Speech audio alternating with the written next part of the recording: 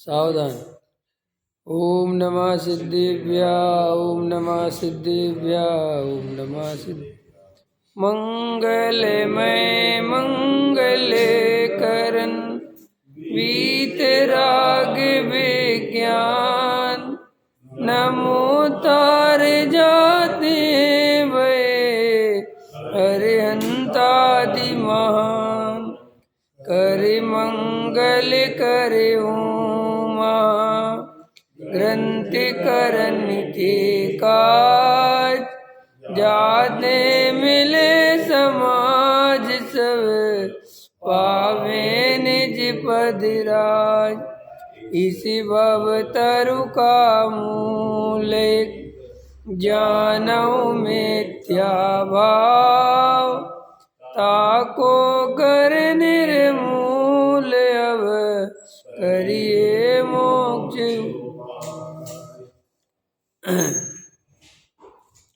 मोक्ष मार्ग प्रकाशक सातवां अधिकार, बंध तत्व का अन्यथा रूप। अब आज अपन बंध तत्व की चर्चा करेंगे। तथा बंध तत्व में जो अशुभ भावों से नरकादि रूप पाप का बंध हो, उसे तो बुरा जानता है, और शुभ भावों से देवादि रूप पुण्य का बंध हो, उसे भला जानता है। परंतु सभी जीवों के दुख सामग्री में द्वेष और सुख सामग्री में राग पाया जाता है। जो सो इसके भी राग द्वेष करने का श्रद्धान हुआ। जैसा इस पर्याय संबंधी सुख दुख सामग्री में राग द्वेष करना है, वैसा ही आगामी पर्याय संबंधी सुख दुख सामग्री में भी राग द्वेष करना है। तथा शुभ अशुभ भावों से पुण्य पाप का विशेष तो अघाती कर्मों में होता है, परंतु अघाती कर्म आत्मगुण के घातक नहीं है। तथा शुभ अशुभ भावों में घाती कर्मों का जो निरंतर बंध होता है, वे सर्व पाप रूप ही हैं, और वही आत्मगुण के घातक हैं। इसलिए अशुद्ध भावों से कर्म बंध होता है, उसमें भला बुरा जानना वही मिथ्या श्रद्धान है। सो ऐसे श्रद्धान से बंध का भी उसे सत्य श्रद्धान नहीं है। अब ये बंध की चर्चा है। बंध माने बंधना, ख्याल में आए ना। तो देखो क्या होता है कि बंध तत्व में सामान्यतः सभी जीव क्या विचार करते हैं कि हमें नरक आदि का बंध नहीं हो जाए, हम नरक में नहीं चले जाएं, हम त्रयंच गति में नहीं चले जाएं, हम कोई खोटी उसमें गति में ना चले जाएं। माने नरक आदि और त्रयंच गति आदि, इनका तो भय रहता है, इनसे तो डरता है। और स्वर्ग आदि का बंध करना चाहता है, ख्याल में है ना, स्वर्ग का बंध हो जाए। इसलिए मरते समय नमोकार मंत्र सुना देना भैया, समाधि मण का पाठ सुना देना। इसलिए नहीं कि उसे आत्मा से प्रेम है, इसलिए कि उसने सुन रखा है कि मरते समय अगर धर्म की बातें सुनो तो अच्छी गति प्राप्त होती है। वो अच्छी गति माने मनुष्य गति और देव गति। नरक में जाना नहीं चाहता, त्रयंच में जाना नहीं चाहता। तो दो गतियों में भी मुख्यतः देव गति में जाना चाहता।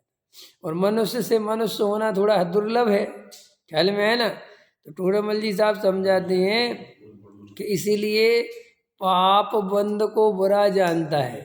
अब पाप बंध को बुरा जानता है तो पाप को बुरा जानता है, वैसे पाप को बुरा नहीं मानता। ये बहुत अच्छे समझ लो। हम सबको मजा पाप में ही आता है, ख्याल में है ना। पुण्य तो हम जबरदस्ती करते हैं, मजा काय में आता है? पाप में। पुण्य तो हमें जबरदस्ती मजबूरी में करना पड़ रहा है, ख्याल में आया कि नहीं आया? अरे हमें बैठे बैठाए पैसा मिल जाए, करोड़ों रुपया, तो मजा आ जाए ना। काय को दुकान पे जाएंगे, काय को इतनी मेहनत करेंगे, लेकिन क्या करें भैया, बैठे बैठाए नहीं मिलता, तो जबरदस्ती भैया सब करना पड़ता है। ऐसे ही वास्तव में हम सबको मजा तो पाप में आता है, ख्याल में है ना। ये हमने जितने त्याग व्रत नियम ले लिए, इसमें मजा थोड़ी आ रहा है। मजा तो बढ़िया उन्हीं चीज़ों में आता है जिनमें पाप लगता है, ख्याल में है कि नहीं है। लेकिन समाज के भय से वर्तमान में काय का भय है? समाज का भय, समाज में इज्जत चली जाएगी। और आगामी भय में नरक आदि का भय, दो तरह समझ गए। भविष्य में नरक में चला जाऊंगा, एक ये भय। और वर्तमान में अगर मैंने ऐसा करा तो समाज में मेरी प्रतिष्ठा चली जाएगी, इसीलिए पाप आदि नहीं करता। नहीं करता माने अंदर पाप भाव तो रखता है, पाप भाव करने का अभिप्राय रखता है कि क्यों साहब, क्योंकि जिसकी पर पदार्थों में सुख बुद्धि है, जिसे संयोगों में सुख दिखाई देता है, वो जीव चाहे कितने ही पुण्य करे, चाहे जितनी ताकत लगाए, वो पाप भाव से मुक्त नहीं हो सकता। क्यों नहीं हो सकता? क्योंकि पर द्रव्य को अपना मानना, पर द्रव्य में सुख की कल्पना करना, यही तो पाप का मूल है। पाप होता काहे के कारण है? जब जीव को पर द्रव्य में सुख दिखाई देता है तो बस फिर पर द्रव्य में सब कुछ आ गया, हजारों आ गए। ये खाना पीना, अभक्ष खाना, अन्याय करना, अनीति करना, सप्त व्यसन करना, ये जितने भी पाप हैं ये सब क्या है? आदमी जुआ क्यों खेलता है? क्योंकि उसको लगता है जुआ में दाव लगाऊंगा माल आ जाएगा। ख्याल में है कि नहीं है? आदमी शिकार क्यों करता है? दूसरे जानवर को मार के खुश होता है, जानवरों को खा जाएगा, मांस खाएगा। और क्या बच गया? ये वेश्या सेवन, समझ में? ये अनीति, भाई का धन हड़प लिया। तो ये सब काम कब करेगा?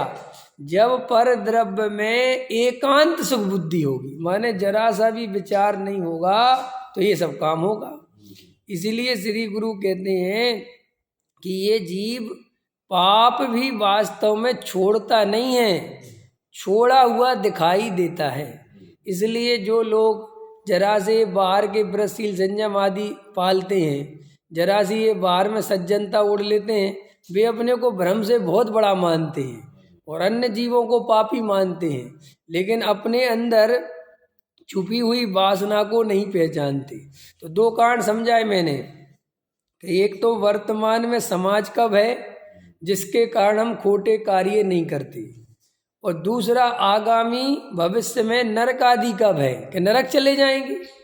बस माने वर्तमान तुम्हारा खराब हो गई होगा और भविष्य में भी शास्त्रों में लिखा है कि ऐसे पाप करोगे तो नरक जाओगे। तो इन दो कारणों से पाप नहीं करता, लेकिन मजा पाप में आता है। इसका नाम मिथ्या दर्शन है। अंत कि साहब आपको कैसे पता कि आपको परिग्रह वाले सुख दिखाई देता है? आपको परिग्रह वाले सुखी दिखाई देते हैं। आपको जो नेता भी जीत गए और वे ऐसी रैली करते हुए जा रहे हैं कि हम जीत गए, वे तुम्हें सुखी दिखाई देते हैं। ख्याल में आया कि नहीं आया? और अभिनेता, नेता, पैसे वाले, अच्छी शकल सूरत वाले तुम्हें सुखी दिखाई देते हैं। इसका अर्थ क्या है? वे सुखी दिखाई देते, इसका अर्थ क्या है कि 100% तुम भी वैसा ही बनना चाहते हो। ये अलग बात है कि बन नहीं पाते, इसलिए तुम उनसे ईर्ष्या भाव करते हो। क्या करते हो? कि तुम नेताओं से ईर्ष्या भाव करते हो। इसका अर्थ ये है कि तुम उनसे कहीं ना कहीं कंपटीशन में हो, और चूंकि तुम बन नहीं पाए और वे बेचारे लाल बत्ती गाड़ी में घूम रहे हैं, तो तुम्हें लगता है कल तो झाड़ू लगाता था, समझ में आया? कल तो हमने इसको देखा, क्या आज नेता बन गया। चूंकि अंदर में बनना तो तुम्हें है, लेकिन तुम्हें समाज का भय और नरकादि का भय, और तीसरा जो पहले नंबर पे ले आओ कि उम्मीद नहीं है बनने की। पहले नंबर पे तो उम्मीद नहीं है। जैनी को वोट देते कहाँ है? और जैनी को वोट दे भी दे तो जैनी बनता कहाँ है? क्यों नहीं बनता? क्योंकि जैनी है कितेक से। नहीं समझ में आया? आज कोई विश्वास नगर से जैनी खड़ा हो भी जाए तो कितने जैनी है? तुम कितने जैनों के वोट इकट्ठे करोगे? नहीं समझ में आया? अब आप बनना तो चाहते हो, लेकिन आप ये सब गुणा भाग बैठा लेते हो कि समाज में इज्जत भी उछलेगी, पैसा भी मिटेगा, बन पाएंगे नहीं, कोई उम्मीद है नहीं। और फिर ये तीन बातें पहले ख्याल में आई, फिर चौथी बात ख्याल में आएगी, पाप के काम अलग हैं। फिर छठवीं बात, नरकादि और चले जाएंगे। अब ये जबकि जो नरकादि तुम लेके आए हो और ये जो पाप लेके आए हो, ये वास्तव में रियलिटी नहीं है। रियलिटी तो वो वाली है कि बन नहीं पाएंगे, उम्मीद नहीं है, कोई भरोसा नहीं। अगर तुम्हें उम्मीद हो जाए, भरोसा हो जाए, तो तुम पर पाप और नरक को नहीं गिनोगे। समझिए, पाप और नरक को तो कब गिनता है? जब खट्टे अंगूर, जब क्या रहता है। तो हमें कैसे पता चले कि तुम्हें ईर्षा भाव होता है, जेलसी होती है? क्या काम के बताओ? बन गए नेता, ये तुम्हारे अंदर उनसे गाली निकलती है, समझ में आया? तो तुम उनसे गाली क्यों निकल रही? नेता भी नेताओं को देख के पैसे वालों, अरे बड़े गाड़ी में घूम रहे, अरे 50 करोड़ की गाड़ी ले ली, अपने आप को क्या समझ रहा है? कहीं ना कहीं ये ईर्षा भाव, ये जेलसी बताता है कि तुम ऐसा करना चाहते हो, अंदर कसाय दबी है करने के। साहब हम तो नहीं करना चाहते। अगर वास्तव में नहीं चाहते तो तुम्हें उन जीवों पर किसी भी प्रकार का ईर्षा भाव, जेलसी नहीं होती। तुम्हें अपने आप करुणा आती, तुम्हें लगता ही नहीं कुछ। वो तो तुम्हारी करुणा भी ईर्षा भाव से प्रेरित है। क्या कहा मैंने? असलियत में करुणा नहीं है। तुम्हें जो बोल रहे हो, अरे बेचारा नरक में चला जाएगा, आत्मा का ज्ञान नहीं है, कहाँ नेतागिरी के चक्कर में फंस गया, मरेगा, ये जो तुम बोल भी रहे हो, ये भी तुम असली करुणा से नहीं बोल रहे हो। ये तुम धार्मिक तरीके से अपना ईर्षा भाव निकाल रहे हो। क्या कहा मैंने? धार्मिक तरीके से। कितने तरीके से? एक तो डायरेक्ट ईर्षा भाव निकल गया कि गाली देने लग गए सीधी, और एक तुम आ गए स्वाध्याय में, तुम जुड़ गए तत्व से, ईर्षा भाव तुम्हें भी है, तब तुम डायरेक्ट गाली वाली तो दोगे नहीं, तो तुम दूसरे तरीके से निकालोगे। अरे मनुष्य पर्याय मिली है, दुर्लभ पर्याय। कैसे करते कि नहीं करते अपन? कुछ खबर नहीं, तुम्हें खबर है? ये जो तुम इतनी करुणा दिखा रहे हो कि मनुष्य पर्याय मिली, दुर्लभ पर्याय, बताओ बेचारा जैन हो के भी इसको समय साथ नहीं मिला, ऐसे आत्मा जे ऐसे बोल रहा है जैसे सम्यक दर्शन की प्राप्ति हो ख्याल में, और खुद को वास्तव में 24 घंटे वो ही चलता रहता है। आर्तरोध्यान समय सार सुनने के लिए सुन लेता है, अंदर समय सार थोड़ी जाता है। अंदर समझ में आया? तो वो करुणा नहीं है, वो अंदर करुणा के रूप में ईर्षा भाव ही है, वो जेलस भाव ही है, जो तुम उसको ऐसे घुमा फिरा के मायाचार के रूप में निकाल। लेकिन रमेश जी, बेहोशी इतनी है कि होश ही नहीं पड़ता कि जी हम कर क्यों रहे। अंतर समझ में आए कि नहीं है? आप गहराई में जाके देखोगे तो आप देखोगे मेरे अंदर ये सब मायाचार चलता रहता है, जिसे मैं धर्म का पजामा पहनाता रहता हूँ, धर्म का जामा रोज पहना देता हूँ, अंदर कुछ धर्म नहीं। क्योंकि आपको कैसे पता कि अगर तुझे इतने ही समय सार की महिमा है, तुझे इतने ही भगवान आत्मा समझ में आ गया है, तुझे इतने ही आत्मा से प्रेम हो गया है, तू वास्तव में समझ चुका है कि संसार में सुख नहीं है, तो तू बैठ के तत्व विचार क्यों नहीं करता? परिग्रह से आसक्ति क्यों नहीं टूटती? नहीं समझ में आया? इससे पता चलता है, टोडामल जी साहब की भाषा में कहें तो सिर्फ बातें बनाता है, अंदर कोई श्रद्धा नहीं है। नहीं समझ में आया? हम क्या बनाते हैं? बातें बनाते हैं धर्म की, अंदर से सच्चे धर्म का कोई श्रद्धा नहीं। इसलिए देखो, हम इतना समय सार सुनते हैं, समझते हैं, लेकिन ये सब हम बुद्धि के तल पे समझते हैं, हमारे हृदय में वो प्रवेश तो करता नहीं। तो जैसे ही प्रसंग बनते हैं, कोई नेता देखा, प्रसंग बन गया, अभी चुनाव का टाइम था, जैसे अब प्रसंग बना, तो अभी तो तुम राजनीति से संन्यास ले लिया था तुमने, अब राजनीति से कोई लेना देना नहीं, क्योंकि अब प्रसंग ही नहीं था, दूर दूर तक कोई चुनाव ही नहीं थे। अरे साहब क्या रखा राजनीति में, अपना समय सार अच्छा। ये कब तक अच्छा? जब तक कोई चुनावी प्रसंग नहीं है। और जैसे ही चुनावी मौसम आया कि समय सार, अरे यार आज तो रैली में जाना है, आज तो मेरे को वहाँ जाना है, कहाँ? पहाड़ बचाना है। नहीं, पहाड़ वाली रैली की नहीं बोल रहा, वो तो जरूरी है, वो तो ठीक है, उसकी नेतागिरी में कि आज मेरा भाई कि क्या हुआ, तुम तो कहते हमने सब राजनीति छोड़ दी, अरे अब बस थोड़े दिन की है, 2-4, आ गया समझ में?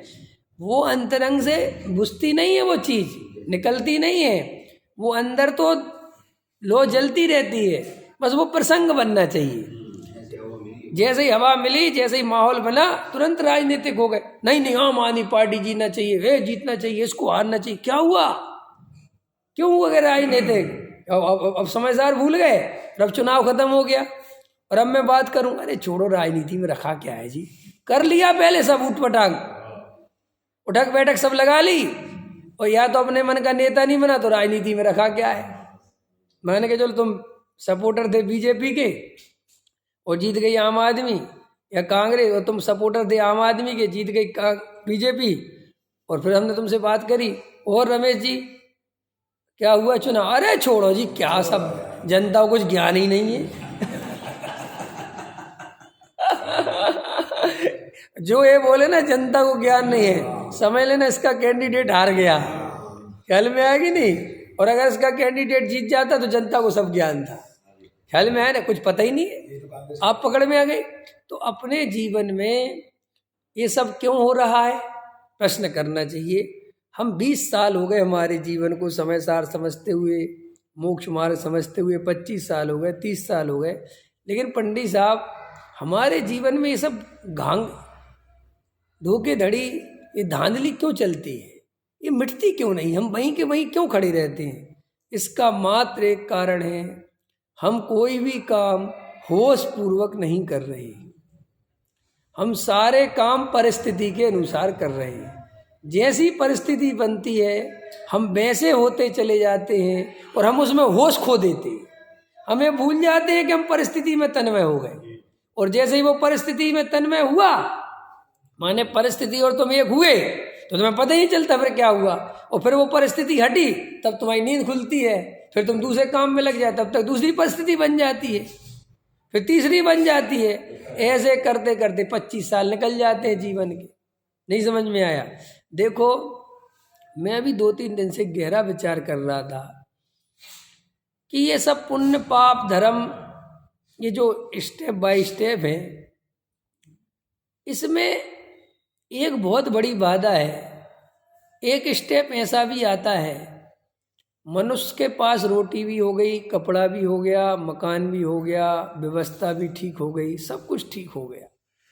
अब वो चाहे तो बहुत आराम से तत्व विचार कर सकता है। ख्याल में है ना? लेकिन एक ऐसी प्रॉब्लम है, उस तीसरी अवस्था का नाम है ऊब। तीसरी अवस्था का नाम क्या है? ऊब। आपको ये जानकर आश्चर्य होगा, आप सब कुछ बर्दाश्त कर सकते हो, यहां तक कि भूखा आदमी आत्महत्या नहीं करता। क्या कहा मैंने? सुनना गहराई से। किसी आदमी को रोटी नहीं मिली हो तो वो आत्महत्या नहीं करता, लेकिन एक आदमी को हद से ज्यादा ऊब हो जाए तो वो आत्महत्या कर सकता है। ऊब तो समझते हो ना? बोर। और बोर किस जाति के? तुमसे कोई बात नहीं करे, तुम्हें कोई नहीं बुलाए। समझ में आया कि नहीं आया? ऊब नहीं समझते, बोरिंग। जैसे मैंने डिप्रेस नहीं, बोरिंग, डिप्रेशन उसके बाद, अभी बोरिंग से चलो, डिप्रेशन उसके बाद की अवस्था है। समझ में? तुम्हें कोई शादी में नहीं बुला रहा, कोई तुम्हारी रिश्तेदारी में नहीं बुला रहा, कोई तुम्हें पूछ नहीं रहा, कोई तुम्हारा नाम नहीं हो रहा, कोई चरचराटा नहीं हो रहा। समझ में आया कि नहीं है? तुम खामोश बैठे हुए, बच्चे अपने काम में लगे हुए, तुम अपने, और समझ लो काम भी नहीं है, समझ में आ रहा, और काम भी बढ़िया चल रहा, पैसे की कोई कमी नहीं है। ये मत सोचना कि पैसा तो इतना आ रहा है कि पूछो मत, लेकिन पैसा ऊब नहीं मिटा सकता। अब कितनी देर तो टीवी चलाओगे, कितनी देर क्या करोगे, सब बकवास लगने लगेगा, क्योंकि वो थोड़ी देर, ज़्यादा देर तक जड़ पदार्थों में मनुष्य को ज़्यादा देर तक रिझाने की ताकत नहीं है, क्योंकि मनुष्य का कंपटीशन मनुष्य से है। क्या कहा मैंने? एक गहरी बात बता रहा हूं मैं तुम्हें, अभी 2-3 दिन के चिंतन का सार बता रहा हूं।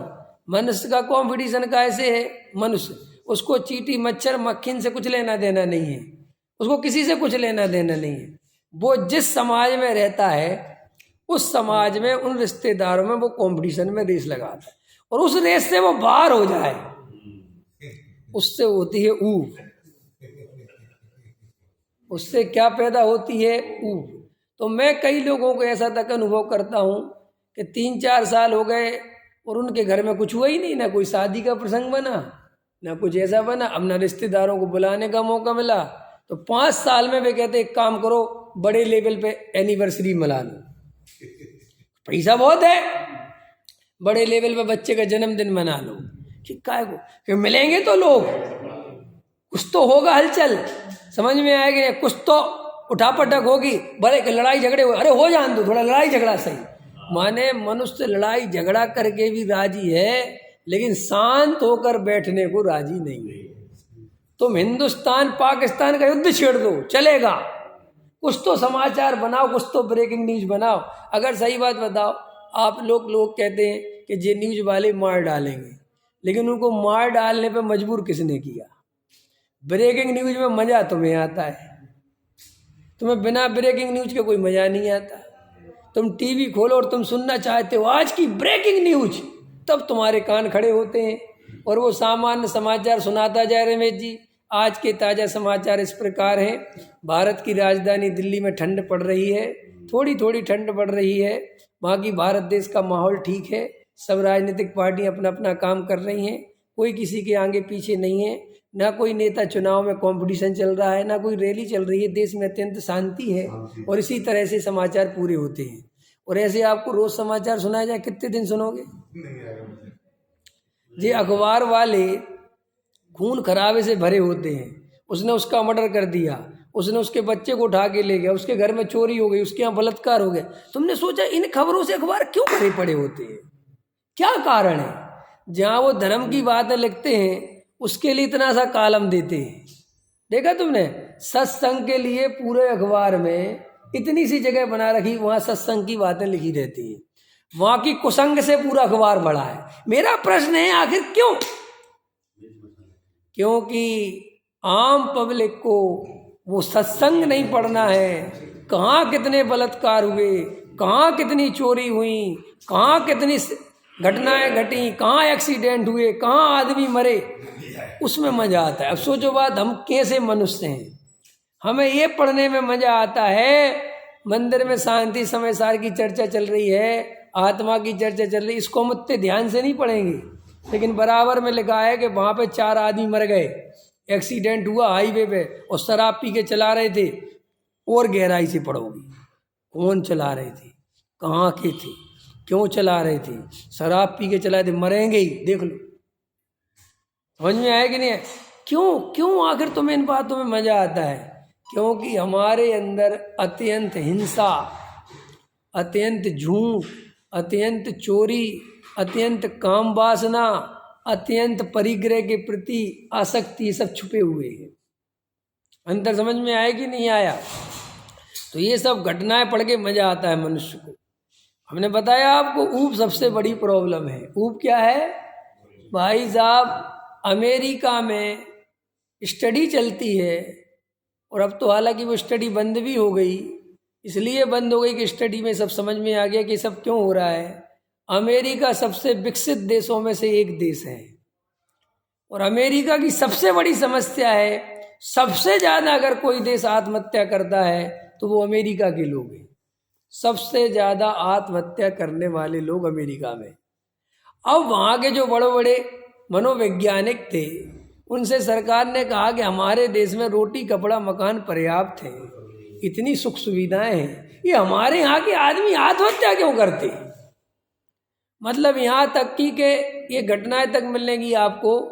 अभी तक भाग्य से हिंदुस्तान में वो घटनाएं नहीं घटी, लेकिन अब कुछ दिन थोड़ा सा टाइम बचा, हिंदुस्तान में भी घटना चालू हो जाएंगी। क्या घटना चालू हो जाएंगी? एक घटना घटी अमेरिका में, और हालांकि वो और फिर बाद में तो बहुत घटी, लेकिन जब पहली घटना घटी तब वो स्टडी चालू हुई कि यार ये क्या चक्कर है। वो घटना यूँ घटी, एक आदमी ने एक आदमी को पीछे से आके चाकू मार दिया। समझ में आया? क्या कर दिया? एकदम चाकू मार दिया। वो नदी किनारे बैठा था या समुद्र किनारे ऐसा बैठा था पीछे, और वो आया एकदम 50 चाकू मार दिया। जब चाकू मार दिया और जब केस बना, मुकदमा हुआ और अदालत में वो मुजरिम मारने वाला प्रस्तुत हुआ, तो सबसे पहले प्रश्न किया गया कि तुमने इसे मारा क्यों? क्या तुम इसे जानते हो? क्या तुम्हारी इससे कोई दुश्मनी है?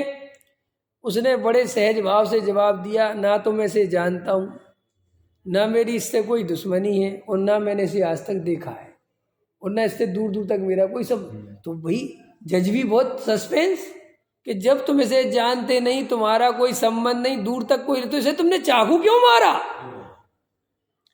बोले मैं बोर हो रहा था। क्या जवाब दिया?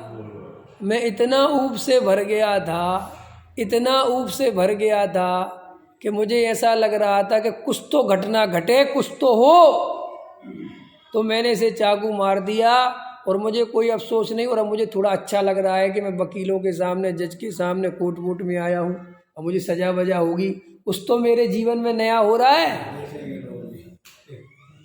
आपको विश्वास? और आपको अगर मुझे फांसी की भी सजा देनी हो तो मैं तैयार हूँ। बोले क्यों? बोले मैंने जीवन जी के देख लिया, जीवन में तो आनंद आया नहीं, अब मैं थोड़ा मृत्यु को जी के देखना चाहता हूँ कि मृत्यु में क्या होता है, तो मुझे आप फांसी दे दो, कोई दिक्कत नहीं है। तब पता चला कि बोरडम इतनी बड़ी समस्या हो सकती है मनुष्य जाति की। आपको लगता है अपन जो दुनिया भर की निंदा बिंदा करते रहते हैं, दुनिया भर के आस पड़ोस की, रिश्तेदारों की, इसकी खिंचाई, उसकी बुराई, इसकी भलाई, इसकी निंदा, इसकी, क्यों करते रहते हैं? बोर्डम से बचने के लिए, कि हम बोरिंग ना हो जाए किसी। इसलिए आप छोटे छोटे बच्चों को देखते हो, उनकी तरफ कोई ध्यान नहीं दे, सब अपने अपने काम में लगे हों, तो वे 2-3 बार तो सोचते हैं पापा, और पापा ध्यान नहीं दे रहे, मम्मी ध्यान नहीं दे रहे, और जब देख लेते कोई ध्यान नहीं दे तो टोड़ा फोड़ी करने लगते हैं, चिल्लाने लगते हैं। या छोटा भाई बहन हो तो उसको एक मार देंगे कस के, ये भैया तुमने इसे क्यों मार दिया, मेरा कोई सुन ही नहीं रहा था। माने एक छोटा सा बच्चा भी चाहता है कि उस पर ध्यान दिया जाए, समझ में? इसको क्या दिया जाए मेरे पे? आप पता है पूरे जीवन भर मनुष्य क्या करता रहता है? लोग मेरे पे ध्यान दें, इसका प्रावधान करता रहता है, इसका समाधान खोजता रहता है कि क्या करें लोग। अभी जो जीत जाते हैं और जो गाड़ी में निकलते हैं तो किस बात का मजा आता है? आपको नहीं समझ में आता? ये जो नेता है जो जीत गए, वो बहुत आनंद दिख रहा है उसके चेहरे पे, किस बात का आनंद है? कि लोगों के सामने अब मैं ध्यान का केंद्र बन गया, अब लोग मेरा नाम ले रहे हैं। कौन जीत गया? केजरीवाल जीत गया। कौन जीत गया? मोदी जीत गया। ये शब्द जो कानों में पड़ते हैं, इससे जो आत्मा की अनुभूति होती है, वो अनुभूति अत्यंत सुखदायक है मिथ्या दृष्टि जीव के लिए। इसीलिए बड़े से बड़ा मकान, देखो आपने बड़ा मकान बनाया, कुछ दिन मजा आता है आपको, कब तक? जब तक उसकी चर्चा चलती रहे, अंदर समझ में? और चर्चा तो चुकनी है, कितना ही कुछ आपने बढ़िया अच्छे कपड़े पहने, आपको मजा आता है, कब तक? जब तक लोग आपकी तरफ ध्यान देते हैं, 2-4 लोग बड़े बहुत बढ़िया कपड़े पहने, आपको बड़ा मजा आता है।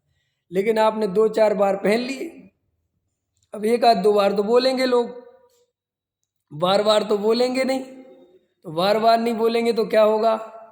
आपका दुख फिर प्रारंभ हो जाएगा, और आपका दुख फिर जैसे ही प्रारंभ होगा, आप फिर कोशिश करोगे कि अब मैं कुछ और धमाका करूं। समझ में आया? अब आप किस लेवल के धमाके कर सकते हो, वो आपकी सोच है, वो आपकी स्थिति है, वो आपका उदय है। अंतर समझ में आया? एक आतंकवादी इसलिए बन गया कि मैं कुछ दिखा दूं, मेरी कुछ है ही नहीं, कम से कम आतंकवादी बन जाऊंगा, कुछ तो नाम होगा, कहीं तो कुछ होगा। एक देखो, आप ये मत समझना, अब थोड़ी खतरनाक बात कर रहा हूं। एक आदमी के पास कुछ नहीं था, जैन साहब, इंजीनियर साहब, और वो नाम के लिए आतंकवादी बन गया, और एक आदमी के पास पैसा था, वो नाम के लिए स्वधर्मिंद बन गया, बात एक जैसी है। अब ये बात तो बहुत खतरनाक है, नहीं? तकलीफ दे देगी। क्या कहा मैंने? जैन साहब सुनी नहीं आपने? नहीं समझे अभी, मुझे पता है बात कर रहे थे ना। क्या कहा? एक आदमी के पास कुछ नहीं था और वो आतंकवादी बन गया, इसलिए कुछ तो नाम हो, किसी को मारूं, कुछ तो करूं, कहीं तो फोटो छपे मेरा। और एक आदमी अरबपति था और वो 10 करोड़ दान दे के इसलिए दान दिया कि मेरा भी फोटो छप जाए, मेरा भी कुछ नाम हो जाए। तो अभिप्राय बताओ दोनों का एक जैसा है कि नहीं? चूंकि उसके पास पैसा नहीं था तो उसके लिए फेमस होने के लिए, प्रसिद्धि पाने के लिए वही रास्ता दिखा, और इसके पास पैसा था तो इसको प्रसिद्धि पाने के लिए ये रास्ता देखा। बोलो देवेंद्र जी, दोनों में क्या अंतर है? ये बात अगर समझ में आ जाए तो समझ सकोगे कि समय सार क्या है। ये बात चूंकि सुनने में बहुत तकलीफ देती है तुम्हें, क्योंकि तुम्हें लगता है तुम स्वधर्म वाले रास्ते वाले हो ना, बाहर से देखेगा ना उसको। नहीं हाँ बाहर से देखेगा, और तुम स्वधर्म रास्ते वाले हो ना, तुम आतंकवादी वाले रास्ते। अब ये बात आतंकवादी को सुनाओ तो वो बड़ा खुश होगा, वो कहेगा ये पंडित बहुत बढ़िया आदमी, ये मेरा दर्द समझता है। समझ में आया कि नहीं आया? हाँ, अभी ये मेरा प्रवचन कोई आतंकवादी सुन रहा है, सुन ले तो बड़ा कहेगा इस पंडित को तो उठवा लो, बहुत बढ़िया पंडित है, ये समझता है, आतंकवादियों का दर्द समझता है। ख्याल में आया कि नहीं आया? ये समझता है, सब समझता है। ख्याल में आया कि नहीं? आज तक कोई नहीं पहचान पाया है। ये समझता है कि स्वधर्मेंद्र और आतंकवादी सब बराबर है। आप समझ नहीं रहे। ये मैंने आपको कई दफे क्लियर किया कि आप जिन रस्तों से आप सोचते हो कि आप बहुत सज्जन हो, आप सज्जन बज्जन नहीं हो। आप सज्जनता की ये चादर ओढ़ने से सज्ज के साथ हम सज्जन क्यों नहीं? हम किसी की चोरी थोड़ी कर रहे हैं। आप चोरी इसलिए नहीं कर रहे हो कि आपका पुण्य का उदय है और आपके पास पर्याप्त पैसा आ रहा है, आपको चोरी की कोई आवश्यकता नहीं पड़ रही। एक बात। दूसरी बात ये भी हो सकता है कि चोरी करने की हिम्मत ना जुटा पाते हो। अब ये थोड़ी खतरनाक बात है कि साहब चोरी करने की हिम्मत मतलब क्या? आप चोरी तो करते हो, इनकम टैक्स की चोरी करते हो आप, और इनकम टैक्स की चोरी भी आप जितना टैक्स भर देते हो वो भी मजबूरी में भरते हो। कोशिश तो करते हो कि ये भी बच जाए। जीएसटी करते ना चोरी। ख्याल में आया कि नहीं आया? अरे आपका चिंता कर रहे, मैं ही करता हूँ। तुम क्यों घबरा रहे रमेश जी? यार तुम टेंशन मत लिया करो, किया करो। कोई मांगता है बिल तो देता हूँ, नहीं मांगे तो क्या जबरदस्ती दे दूँ? फ्री लो, जीएसटी फ्री। ऐसा थोड़ी है, हमारे रमेश जी का सब व्यवस्था है। समय रमेश जी इनको दो फ्री के बिल, ये चाह रहे जैन साहब ले लो, कल 10 बिल दे देंगे। और 9% कितना तुम्हारे कपड़े पे 5 है ना, तो 2.5% पे दे देंगे। 2 पे लो, बात खत्म। चलो ठीक है। तो आप समझ गए। आप चोरी, आपको लगता है मैं तो चोरी नहीं कर रहा। भाई चोरी करना तो एक बहुत अलग चीज है, उसके पहले अंदर जाओ कि चोरी कर सकते हो कि नहीं। आपको हर चीज में लगा लेना, हर चीज में। आपको मैं और उदाहरण देना नहीं चाहता, आप अपने अपने लगा लेना। आप क्या क्या कर सकते हो आपको कल्पना भी नहीं है। समझ में आया? मिथ्या दृष्टि किस हद तक जा सकता है वो हद ही नहीं है। कह रहे लिमिट ही नहीं है मिथ्या दृष्टि की, कुछ भी कर सकता है। बस मौके की बात है, डर और साहस की बात है। क्योंकि हम बहुत से काम, भैया साहस भी तो होना चाहिए, हिम्मत भी तो होना चाहिए। चाहते तो हैं लेकिन अब हिम्मत कहाँ से लाएं? डर लगता है कि यार फंस ना जाए। अंतर समझ में आया कि नहीं आया? आप अंदर जाके, इसलिए मैं कहता हूँ मिथ्या दृष्टि के न सप्त व्यसन छूटते हैं, न अन्याय, न नीति, न बख्श छूटता है। लोग कहते हैं कि सब व्यसन के छूटे बिना होता नहीं। मैं कहता हूँ सब व्यसन के बिना ये छूटते नहीं। हाँ, ऊपर से छूट जाते हैं, जैसे हमारे और आपके ऊपर से छूट गए ना, ये ऊपर से छूट जाते हैं। इसलिए नहीं छूट गए कि तुम्हें सम्मेसन होने वाला है। ये तुम्हारे सामाजिक भय के कारण, तुम्हारी परंपरा के कारण, तुम्हारी जो नीतियां हैं, तुम्हारे जो संस्कार, उनके कारण अंदर से तो वही के वही है। कि क्यों वही के वही क्यों है? क्योंकि जैन दर्शन साफ साफ कह रहा है गुण स्थान 2 ही हैं, या तो पहला या चौथा। के बीच के 2 हैं कि नहीं? उनकी कोई कीमत नहीं। जो बीच के 3 है ना, 2, दूसरा और तीसरा, वे कोई काम के नहीं है। उनमें जीव रुकता ही नहीं है, घबराओ मत। श्री गुरु कहते हैं 2 ही में रहता है, या तो यहाँ रहेगा या वहाँ। और साहब यहाँ रहेगा तो ये सज्जनता की कितनी ही चादर ओढ़ ले, ये अंदर से सज्जन नहीं हो सकता। और सम्यक दृष्टि होगा तो दुर्जनता कितना ही ओढ़ ले, वो अंदर से दुर्जन नहीं होगा। ऊपर से कितना ही क्रोध करे, निकलो बाहुबली बाहर। भरत जी क्या कह रहे हैं? बाहुबली से निकलो बाहर। नमस्कार करता है कि नहीं? ऐसा युद्ध करते हुए दिखाई दे रहे हैं, और ऐसे तीर छोड़ रहे हैं और राजाओं से कह रहे हैं तुम्हारे द्वारे पर चक्रवर्ती भरत आया है, समझ में आया, सीधा जाता है एकदम फरमान, और अपनी सारी सेना को लेके तुरंत यहाँ मेरी अधीनता स्वीकार करो 1 सेकंड के अंदर। समझ में आया ना, 1 सेकंड के अंदर भरत चक्रवर्ती की अधीनता स्वीकार करो, नहीं तो लाशों के ढेर लग जाएगी। तुम्हें भाषा थोड़ी ठीक नहीं लगेगी, लेकिन एक्चुअल में है तो वो ही, चाहे उसको शब्दों को बड़ी घुमाओ फिराओ, एक बात तो वो ही है। और वहां से तुरंत वो राजा वो देखता है और भागा भागा अधीनता स्वीकार करता है। ऐसा करने पर भी भरत जी अंदर से सज्जन है। क्या और द्रव्यलिंगी मुनि, ये बात हमें जी स्वीकार नहीं होती, मुझे पता है। ये तभी स्वीकार होगी जब सम्मेलन के करीब पहुंचोगे, जब तत्व विचार करोगे तो समझ में आ जाएगा कि अरे अंतर से तो वास्तव में वो चैतन्य तत्व बना रहता है, उसकी खुमारी, उसकी महिमा, उसका दर्शन, उसका श्रद्धान बना रहता है। और ये परिणाम आते हैं और जाते हैं, इन परिणामों का कर्ता मैं नहीं हूँ, ये अंदर बना रहेगा। अगर सम्यक दर्शन होगा, नहीं होगा तो भावों में एकत्व करोगे, बार बार सोचोगे क्या हो रहा है, और जो बाहर की क्रिया है उसको अपना मानोगे, और उसको देख के अपने को सज्जन, उसको देख के अपने को दुर्जन चल जाएगा। और एक तरफ वो द्रव्यलिंगी मुनि है जिसके बारे में ऐसा वर्णन आता है कि जिसकी कोई सारी चमड़ी खींच के नमक भर दे, ख्याल में है ना, मिर्च भर दे, और जिसकी आंख की कोर लाल ना हो, जिसको क्रोध ना आए, वो मिथ्या दृष्टि जीव दुर्जन है ना, खतरनाक। ये बात समझने में आसान हो सकती है क्योंकि शास्त्रों में लिखी है। क्या कहा मैंने?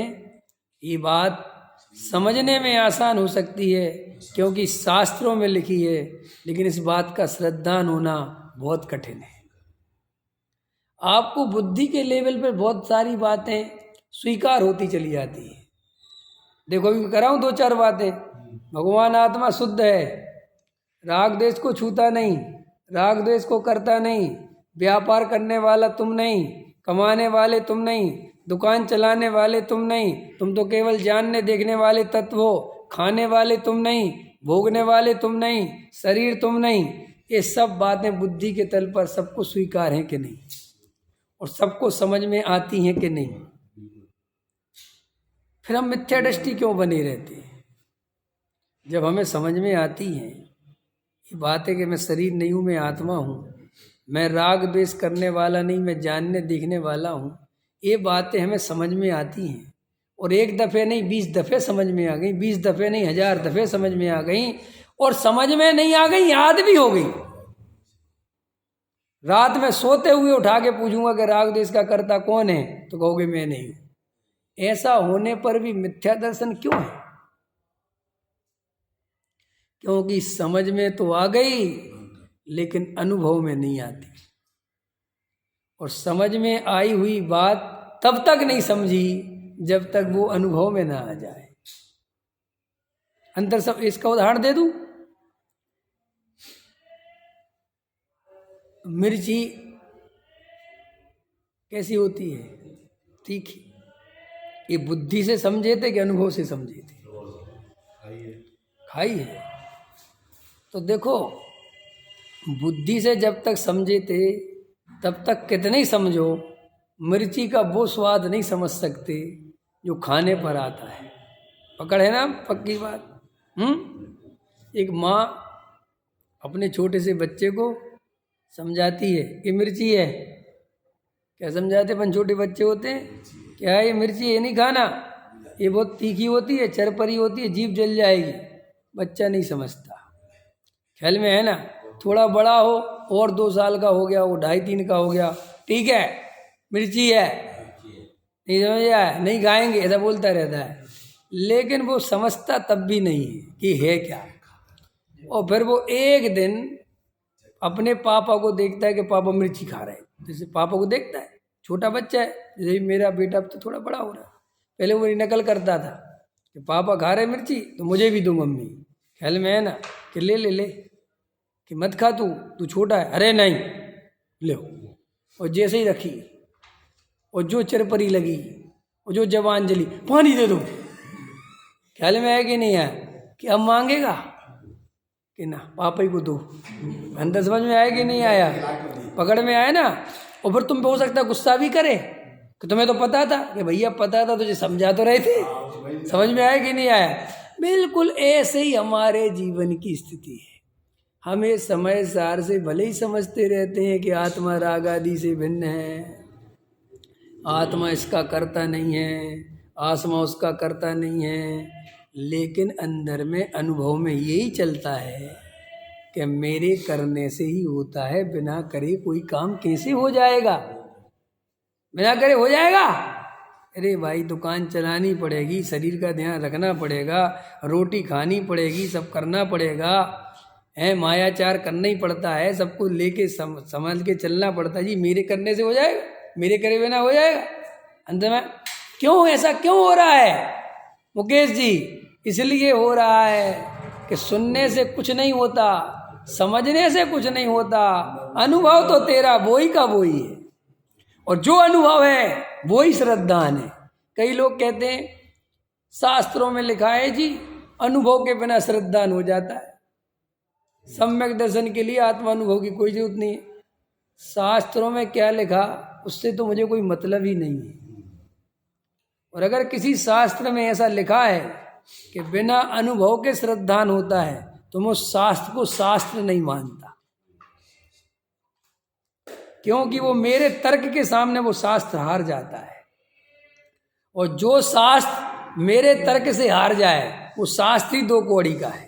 कि क्या तर्क है आपका, क्या तर्क है कि दुनिया में ऐसी कोई चीज बताओ जो बिना अनुभव के श्रद्धान हो जाए। अगर दुनिया में जड़ पदार्थों का श्रद्धान बिना अनुभव के नहीं हो सकता तो अमूर्त आत्मा का श्रद्धान बिना अनुभव के हो जाएगा। पागल वागल हो क्या? किस आधार पर श्रद्धान किया? कि शास्त्रों में से पढ़ पढ़ के किया। पढ़ पढ़ के श्रद्धान होता ही नहीं। अगर दम होए तो रसगुल्ले की पुस्तक दे देता हूं और खाने नहीं मिलेगा, और रसगुल्ले का श्रद्धान करके दिखा है। एक पेल्लीपुरम बनता है तमिलनाडु में, एक डिश क्या बनती, पेल्लीपुरम। हाँ सुनी कभी? चलो आओ पढ़ाते तुम्हें पेल्लीपुरम के बारे में। कि पढ़ाते रहो बैठे बैठे, मंगाओ कि नहीं मंगाएंगे नहीं, पढ़ो पेल्लीपुरम पढ़ो। चावल से बनती है, इसमें बनती है, सूजी मिला के बनती है, फिर ऐसे करते। अरे भैया कितना ही समझाऊं, कितना ही कुछ बताऊं, पेल्लीपुरम का श्रद्धान नहीं हो सकता। पेल्लीपुरम खानी पड़ेगी। अभी मैं पेल्लीपुरम समझा रहा हूं, गारंटी से कोई श्रोता पूछेगा पंडित जी वो आपने पेल्लीपुरम बताई थी वो क्या होता है? मुझे पता है श्रोता गजब गजब के प्रश्न पूछते हैं। मुझे हंसी आती कि तो मैंने एक सड़ा सा उदाहरण दिया था, उसको सिद्धांत की चिंता ही नहीं। वो तो कहता पेल्लीपुरम बता दो, ये एक नई डिश है और मैंने तो अभी तक खाई नहीं, क्या पता इसको खाए बिना रह जाऊं है। और मैं तो साउथ में चलता हूँ भैया, लेकिन बता तो दो। और हकीकत में कहो अभी कोई हो ना वहां का तो कहो वो पूछने चला जाए कि जी भाई पेल्लीपुरम अपने तमिलनाडु में कहाँ चलता है। ख्याल में आना। ऐसे आपन की हमने बताया क्यों है? क्योंकि हमें कुछ ना कुछ काम चाहिए। हमें अन्य कुछ काम नहीं मिलेगा तो ऊब पैदा होती है। क्या पैदा होती है? इसलिए मनुष्य अपने को व्यस्त रखना चाहता है किसी भी कीमत पर। ख्याल में है ना? इसलिए अमिताभ बच्चन कहता है मरते दम तक काम करते रहो, क्योंकि वो बेचारे का अनुभव यही है कि भाई मरते तक काम करते रहोगे तो जिंदा बने रहोगे, वरना मर जाओगे। ख्याल में है ना? इसलिए मैं खुद ही कह रहा हूं, वो नहीं कह रहा, मैं भी खुद कह रहा हूं। जिन्हें आत्मा का भान नहीं है, जिन्हें वेद ज्ञान की कला नहीं आती, उन्हें फ्री नहीं बैठना चाहिए। मैं खुद ही कह रहा हूँ लगे रहो, क्योंकि लगे रहोगे तो थोड़े बहुत तो खुश रह लोगे। ख्याल में है ना? और अगर तुमने वो भी छोड़ दिया मूर्खों के कहने पर, जो तुम्हें निर्वृत्ति दिलाने में लगे रहते धर्म के नाम पर, निर्वृत्ति ले लो, छोड़ो व्यापार धंधे, कुछ नहीं होता। पहले आत्मा की सच्ची रुचि पैदा करो, व्यापार धंधे बाद में छोड़ देना। हाँ, अपने आप ही छूटते, हकीकत बात तो ये है। फिर भी आपकी भाषा में बोल देता हूँ कि भैया छोड़ देना बाद में, ख्याल में। लेकिन ब्रह्मचारियों को तुम्हारे भोग बर्दाश्त नहीं हो रहे। अज्ञानी है जो, असली ब्रह्मचारी की बात नहीं करता मैं, नकली की, ठीक है ना। जो नकली ब्रह्मचारी है उनको रमेश जी के काले बाल बर्दाश्त नहीं हो रहे। बुढ़ापे में काले बाल करते हो। अरे भाई, रमेश जी के बाल हैं, बुढ़ापे में करें, जवानी में करें, करने दो ना। नहीं, तुम्हें क्या तकलीफ है? तुम तो ये कहो कि रमेश जी आत्मा का भान करो, समय जा रहा है, इतनी बात कहो। अब वो क्या करे क्या नहीं करे वो उसकी जिंदगी है, लेकिन तुम्हें आत्मा के भान की चिंता नहीं है। तुम्हें रमेश जी के काले बाल देख देख के लग रहा है कि मेरे तो बचे नहीं, और मैं ब्रह्मचारी आदमी, और ये बुढ़ापे में भी जो काले बाल करने में लगा है, तो हो सकता है मजा आता हो। अब उसका मजा बर्दाश्त नहीं हो रहा। तो किसी का मजा बर्दाश्त नहीं हो तो मनुष्य क्या करता है, जल्दी बताओ। मनुष्य पे मजा दूसरे का बर्दाश्त नहीं हो तो वो दो ही काम करता है, या तो उसका मजा बिगाड़ता है, और अगर बिगाड़ नहीं पाए तो मजे की सजा मिलेगा, सोच सोच के मजे लेता है। क्या कहा? या तो मजा बिगाड़ता है, और बिगाड़ नहीं पाए तो क्या सोच सोच के मजे लेता है कि कोई बात नहीं बेटा, आज भोग लो, ले लो मजे। जितने मजे लोगे इसकी सजा कई गुनी मिलेगी, ये सोच सोच के अपने को संतोष देता रहता है। तो मैं ये कह रहा हूं कि निर्वृत्ति लेने से पहले आत्मा से सच्चा प्रेम कर लेना। कि क्यों? कि अगर तुमने आत्मा का प्रेम जाना नहीं, आत्मा के अनुभव में उतरे नहीं, और बिना सोचे समझे निर्वृत्ति ले ली, तो तुम्हें सोनागिर के पहाड़ दिल्ली की गाड़ियों से ज्यादा खाएंगे। क्या कहा मैंने? सोनागिर के पहाड़ दिल्ली की गाड़ियों से ज्यादा खाएंगे। माने इसका अर्थ क्या है कि यहाँ तो थोड़े बहुत कम बोर हो गए, वहां तो इतने हो गए कि ये कहोगे किस घड़ी में बाल ब्रह्मचारी बन गए, कहाँ फंस गए, किसी से कह सकते नहीं। एक आदमी ने नाक काट ली किसी के कहने पर, अब भैया तो बड़ी बदनामी हुई गांव में, अब नक्कटा कहने लगे सब। उसने कहा यार ये तो आफत हो गई। तो साधु बन गया वो। अब साधु बन गया तो सबसे कहने लगा कि जब तक नाक नहीं कटेगी तब तक आत्मा का अनुभव नहीं होगा। समझ में आएगी नहीं? अब उसकी तो कट गई थी गलती से, अब लेकिन उसकी कट गई थी गलती से, लेकिन वो बाद में बदनामी के चक्कर साधु बन गया। अब नक कटे से कौन तो शादी करे, ख्याल में है ना। तो उसने एकदम नक कटे बाबा कहना ले। कौन से कटे बाबा? नाक कटे बाबा। तो सब लोग कहें जी आपकी नाक कटने का राज क्या है? बोले मुझे एक बहुत बड़े हिमालय में तपस्वी मिले थे, मैं आत्मा की खोज में गया था। बोले अच्छा फिर क्या हुआ? बोले उनने मुझे रहस्य बताया, ये जो मनुष्य जाति के जीव हैं, ये जो इतना समय सार सुनते हैं, इतनी जो आत्मा की बातें सुनते हैं, इनको फिर भी आत्मानुभव नहीं होता, उसका कारण मुझे बताया। बोले क्या कारण है? बोले ये नाक काट लो, क्या हो जाएगा? आत्मा मिल जाएगा, परमात्मा मिल जाएगा। उनने कहे हैं। तो एक आदमी तैयार हो गया कि मेरी काट दो, ख्याल में आया ना। तो बोले चलो, ले गए बेचारे को कमरे में झाड़ के पीछे, और उसकी काट दी नाक काट दी, खून अलग निकला, और आत्मा का अनुभव तो हुआ नहीं। उसने कहा महाराज कुछ भी नहीं हुआ। बोले मुझे भी कुछ नहीं हुआ, लेकिन अब वहाँ किसी से मत कह दियो। समझ में आया कि नहीं आया? अब क्या कह रहे? अब वहाँ किसी से मत कह दियो कि कुछ नहीं हुआ, वरना तुझे मूर्ख समझेंगे। जैसा मैं मूर्ख बन गया था ऐसा तू भी बन गया है। लेकिन अब बाहर अपनी मूर्खता मत दिखाइयो, खूब जोर जोर से चिल्लाइयो कि हो गया, तो 2-4 और कट जाएंगे, ख्याल में है ना। और मेरा संग बड़ा होता चला जाएगा। संग बड़ा करना है कि नहीं करना है? बड़े, क्योंकि जितना संग बड़ा साधु उतना बड़ा, और संग जितना छोटा साधु उतना छोटा। इसलिए बड़ा संग चाहे जिस अज्ञानियों को दीक्षा देते जाओ, चाहे जिसको ब्रह्मचारी त्यागी वृत्ति बनाते जाओ, कि क्यों बना रहे महाराज? अरे बनने तो तुम्हारा क्या जा रहा, जा तो हमारा कुछ नहीं जा रहा, ये तो हमें ही पता है। लेकिन ऐसे अज्ञानियों के ढेर लगाते जाओगे तो ये नक कट्टे बढ़ते चले जाएंगे। क्या करें? समझ में आ गई कि नक कट्टे की कहानी समझ में आ गई? इसलिए भाई पहले आत्मा से सच्चा प्रेम करो और देखो अंदर कितनी गहराई में तुम्हें प्रेम है कि नहीं। तुम ज़्यादा भागम भाग मत करो। जब तुम्हें आत्मा से इतना प्रेम जग जाए कि एकांत में कोई भी ना हो, न रिश्तेदार हो, न भाई बहन हो, न पत्नी हो, न बच्चे हो, और फिर भी तुम्हें आनंद के झरने झरने लग जाएं, तुम्हें फिर भी मौज आने लग जाए, और 2-4 दिन की मौज मत समझ लेना कि हमें आ रही, क्योंकि पत्नी 2-4 दिन के लिए मायके जाए तो बहुत अच्छा लगता है, पत्नी को भी और पति को भी। क्यों लगता है? क्योंकि वो थोड़ी देर के लिए बंधन से मुक्ति का अनुभव करते हैं, लेकिन वो मुक्ति पसंद नहीं आती ज़्यादा दिन। फिर वो मुक्ति ही बोर्डम देने लगती है कि 4 दिन हो गए अब नहीं।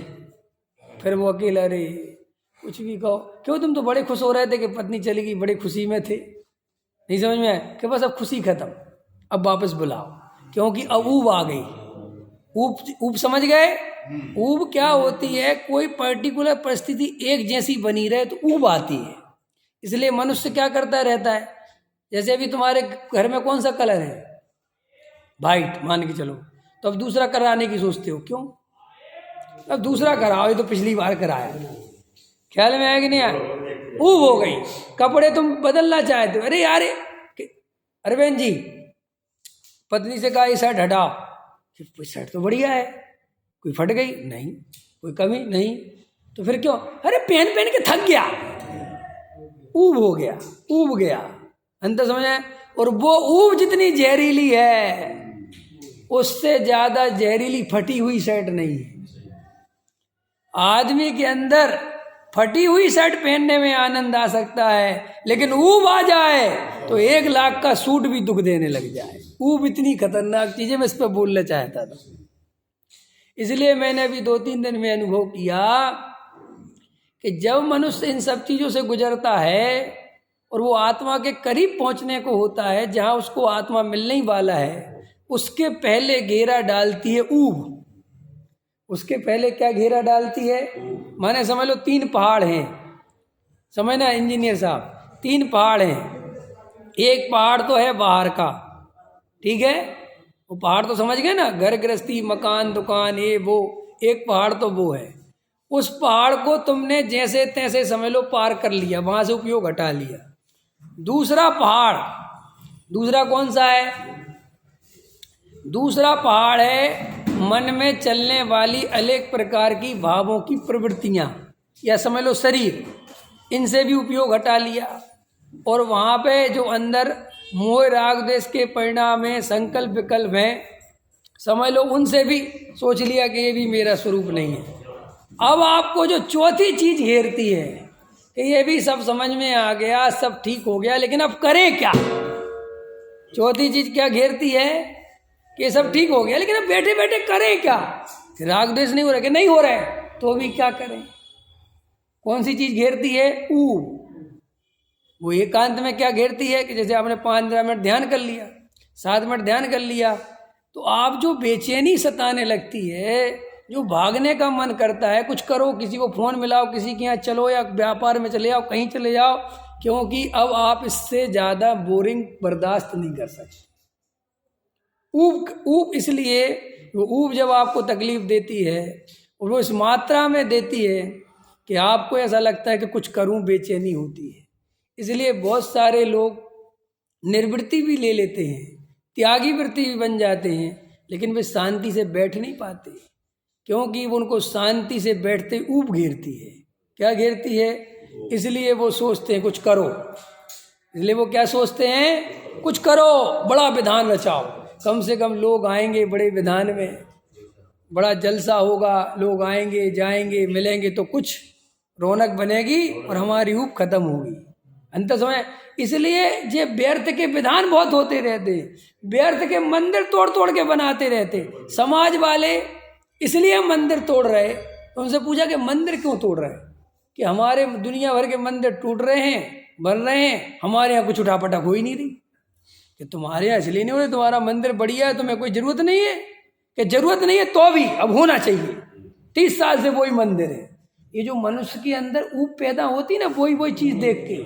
हमारे भीमगली एक पहले छोटी प्रतिमा, फिर इससे बड़ी लाओ, फिर ये करो, अब आप और बड़ा बनाओ। और ये मत सोच लेना वो बड़ा बन के भी रुक जाओगे, फिर 2-4 साल में लगेगा। ऐसा भी लग सकता है कि जो पूरा ही हटाओ और सीधा 1-2 हज़ार गज का अलग ही बनाओ, ऐसा भी हो सकता है। क्योंकि कहीं पर भी ये बाहर की ऊप का अंत नहीं है। और जब तक ये हम नहीं समझेंगे कि भाई ये ऊब, ये बाहर से कितने ही कोशिश करेंगे मिटाने की, ये मिटने वाली नहीं है एक बात। और जब आप तत्व विचार के लिए उद्यम होगे तो वहाँ पर भी ऊब आएगी, वो आपको घेरेगी और बार बार आपके अंदर से आवाज आएगी, अरे ठीक है तत्व विचार भी कर लेना, कुछ करो तो, तुम पे कोई ध्यान ही नहीं दे रहा। क्या लगेगा तुम्हें कि ठीक है तत्व विचार कर लो, आत्मा का ध्यान भी कर लो, लेकिन ऐसे भी तो काम करो देवेंद्र जी, कि कोई पूछे तुम्हें। नहीं समझ में आया? अब देवेंद्र जी आए यहाँ, सीधे आए मंदिर में, किसी ने जय नहीं करी, किसी ने नहीं बोले, अपने घर भी चुपचाप चले, घर में भी कोई नहीं बोला। कितनी देर रह पाओगे ऐसे? और कोई नहीं बोलेगा तो आदमी सामने से बोलता, अरे जय जयंत भाई साहब। नहीं साहब, पहले तो सोच रहा था कि इसको करनी चाहिए, अब लेकिन सामने वाले ने करी नहीं, तो ये क्यों करते हैं आप सब? आप जय जयंत भगवान की जय जय नहीं बोलते, ध्यान रखना। कोई भगवान की महिमा में नहीं बोलते। एक काय के लिए बोलते हो इंजीनियर साहब, कि आप मेरे पे ध्यान दो। जय जिनेंद्र भगवान की महिमा में नहीं बोलते। कल मैं शाम को ही जा रहा था स्कूटर से, तो मैंने कहा लोग देखो कितने भ्रम से जीते हैं। वे सोचते हैं जय जिनेंद्र कहने से पुण्य बनता हो, नहीं समझे? जबकि जय जिनेंद्र कहने से पुण्य बनता तब है जब तुम्हें जिनेंद्र भगवान की याद आए। तुम्हें तो जय जिनेंद्र तुम दिन भर बोलते रहो, जिनेंद्र भगवान की याद ही नहीं आती। ये तो जय जिनेंद्र जैनियों की पहचान हो गई, राम राम हिंदुओं की पहचान हो गई, सलाम वालेकुम मुसलमान की पहचान हो गई। ये कोई धर्म थोड़ा ही है, इससे कोई पुण्य का संबंध थोड़ी। ये तो तुम अपनी पहचान बना के रखते हो। और वो पहचान क्यों बना के रखते हो जी? पहचान क्यों बना के रखते हो? वही ध्यान काय के लिए? जाति की पहचान, नगर की पहचान, मोहल्ले। अरे आप उस मोहल्ले में भी रहना नहीं पसंद करते जिस मोहल्ले की ज़्यादा पहचान नहीं हो। कोई आपसे कह दे कहाँ रहते हो, और आपने कहा जी हम फलानी जगह, ये तो हमने कभी नाम नहीं सुना। आपको बड़ा दुख होता है कि हम ऐसी जगह रहते जहाँ किसी ने नाम ही नहीं सुना। आप चाहे तो मैं ऐसी जगह रहूं जहाँ बिल्कुल लाल किले पर भी नाम बोल दो तो वो हमें घर ले आए। ये सब काहे के लिए है? ध्यान। अंत समझ में आया? तो आप इस गहराई को पहचाने, समझें। और बड़ी मुश्किल से बात को समझना है कि बुद्धि से समझी हुई बात जब तक काम की नहीं है, जब तक वो हृदय में न चली जाए। क्या कहा मैंने? बुद्धि से समझी हुई बात तब तक काम की नहीं है जब तक वो हृदय में न चली जाए, और हृदय में गई हुई बात तब तक काम की नहीं है जब तक वो अनुभव में ना आ जाए, और अनुभव में कही हुई बात तब तक काम की नहीं है कि जब तक श्रद्धा ना हो जाए। लेकिन ये तीसरी जो लाइन बोली इसकी जरूरत ही नहीं पड़ती, क्योंकि अनुभव में आई हुई बात श्रद्धा को लेके आती ही है। कभी ऐसा होता ही नहीं कि अनुभव में बात आ जाए और श्रद्धा में ना आए। ऐसा 3 काल में संभव, उन दोनों के बीच में व्याप्ति है ही है। अंतर समझ में आया? ऐसा तो 1000 दफे होता नहीं, हो ही रहा है कि बुद्धि पे तो बात समझ में आ रही है लेकिन हृदय में प्रवेश, और कई बात हृदय में भी प्रवेश कर जाती हैं लेकिन अनुभव के तल पर पीछे रह जाते हैं। इसलिए अनुभव तक जाना है तो बुद्धि को भी पार करना है, हृदय को भी पार करना है, तब तीसरा तल आपको अनुभव का मिलेगा। और धर्म वहीं से प्रारंभ होता है। सम्यक दर्शन की प्राप्ति आत्मा के अनुभव पूर्वक ही होती है। और ये अपने मन को कितनी दिलासा देते रहो कि अरे श्रद्धान तो शास्त्रों से पढ़ के हो जाता है, वो श्रद्धान 2 कौड़ी का है, वो कोई काम का नहीं है। और वो परिस्थिति बनने पर आपको दिख जाएगा कि वो सब श्रद्धान ढकोसला था, 1 मिनट में रखा रह गया। ख्याल में आया कि नहीं आया? शास्त्रों में लिखा है कि गृहीत मिथ्यात्व का सेवन नहीं करना, नरक चले जाओगे। कुगुरु कुदेव को शास्त्र को मत मानना, तुमने छोड़ दिया।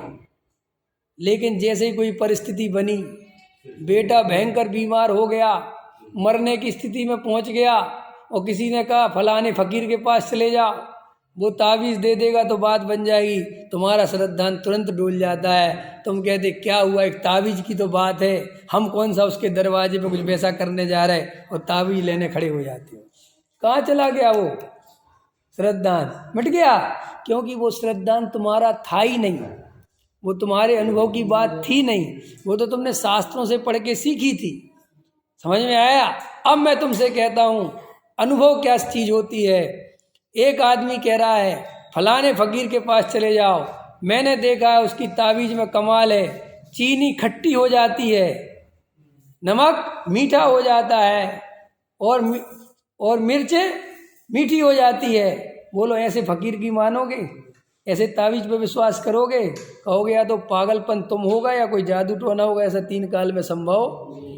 तो देखो ये कहलाता है अनुभव। इसलिए अनुभव में तुम कभी फेल, और जो तुम दूसरों से सीखते हो, जो तुम्हें दूसरे रटाते हैं, याद कराते हैं, वो 2 कौड़ी की विद्या है। वो तो परिस्थिति देख के सब बदल जाता है। विचार करना। सहजा